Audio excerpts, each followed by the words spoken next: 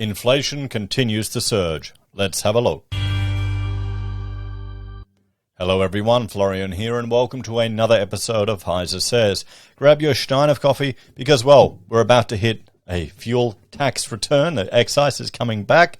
Coffee's going to go up in a few days, and, well, the latest inflation data is in, and it's high. No one should be surprised. We're experiencing it all. We're living through it, and inflation, it's a trailing data source. So let's look here. Cost of living surges 7%. And this is what's costing more, written by Eliza Babin for Yahoo Finance. So the cost of living has surged, with official inflation data hitting 7% in the year to July and 6.8% to August. This is the first time the ABS has reported inflation data monthly, with all previous readings coming out quarterly. Oh boy, they finally have to catch up with everything. You think they'd be able to give they'd be able to capture all the data and give a live reading of it, wouldn't they? They'd have to. The banks could. Because of this, the data does not include seasonal changes, as there is no direct comparison to last year. The previous inflation rate read was in July, when inflation surged 6.1% for the quarter. So what's costing more? Construction costs. And that's before we have the NCC changes. Petrol and food were the main drivers of the increased cost of living. Here's the thing, guys. Construction costs as well, that adds to the market level support for established housing. Because when you go and look at what it costs to build a new house, that's going to create more of an incentive to buy an established house. So you've got to remember, we've got a $30,000, well, when it was tested, it's probably more now, but a $30,000 increase per every new house coming next year, at least in Queensland and a few other states. I think New South Wales are smart. They're avoiding it for now. But that's going to add to the cost of existing houses. So remember that when people are predicting housing to crash. The cost of building a new home rose 20.7%.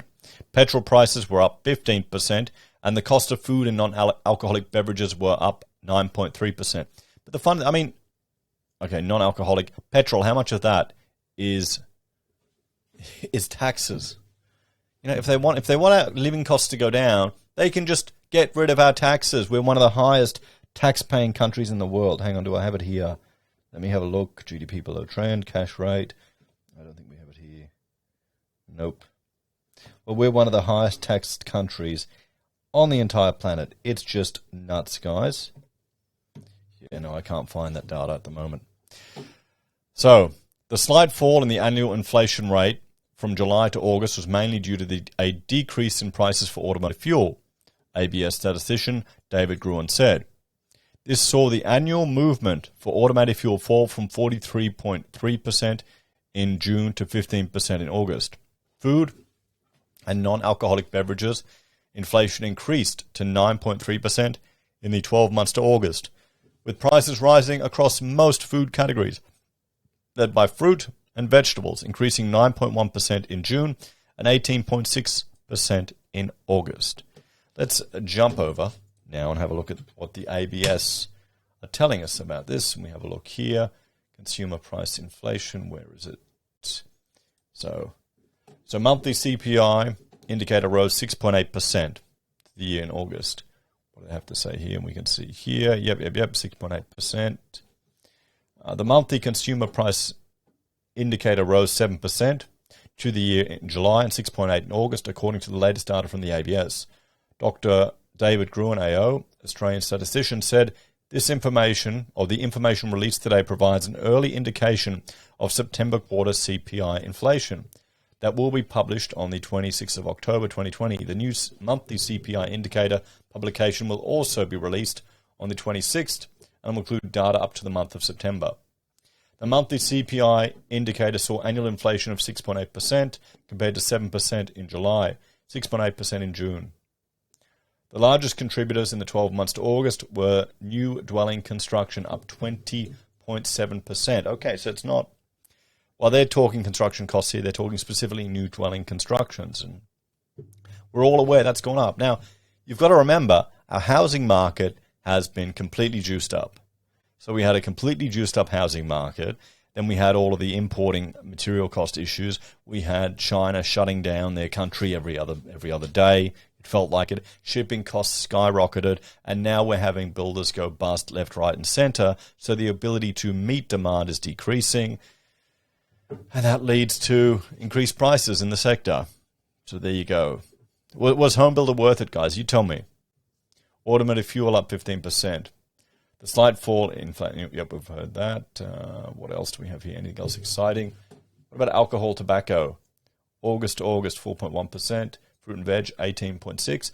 One thing we have to remember, guys, we now have new employment regarding fruit pickers and all the people working on the farms. How many of them have been shifted to hourly rate? Are we going to talk about that at all? I guess no one. Don't worry about that, guys. It's going to get more expensive. Hopefully, meat will become affordable. Tobacco, 5.2%. It's gone up. It's mostly taxes. With alcohol now, I just tell people it's just carbs and taxes. One of the reasons why I'm avoiding it. Housing's up. Rents are up, 2.4%. Furnishing, household equipment is up. Health is up. Automotive fuel is up. Communication is up. Everything is up. Everything is up. Anything else exciting? 3% is that. So, there you go, guys. Let's have a talk. I can't say anyone is surprised. We're all experiencing it. You just have to find a way to save money, everyone. What's going to happen is, though, with interest rates going up and now with cost of living going up, people are going to start getting a bit worried, getting a bit scared. Even if financially they're still doing fine, you've got buffers saved. You've still got where you're working. You're managing the mortgage. Maybe you've even locked in a really low mortgage rate. But if you're like me, you're thinking, oh, okay, we better start stashing a little bit away here. Maybe cut back on some of the little discretionary spending, tighten the belt here, or check the budget. I mean, Rachel went out meat shopping today, and she did because we only do a monthly shop. It's a big bill, so you notice it. I'm thinking, oh, there weren't that many bags there with what you got. What's going on here? Meat's getting more expensive too. I mean, one way to save is buying in bulk. If you buy in bulk, you can save some money. If she bought 20 kilos of mince right now, you can get it cheaper. Go to a butcher. It's even cheaper if you order an entire beast. Not that much cheaper, depending on what you get. If you want to have, but you've got more control over what you get, but you need to eat everything and boil down the bones and get the tallow and all of this. That's more, I'd say, for dietary needs and quality of life. Buying a beast, you can get good deals at butchers as well. But anyway, guys, let me know your thoughts and opinions on this one. Thanks for watching. Check out my other channel, HeiseBim and HeiseSays International, for other content I create. And if you want to support us, there are a few ways you can.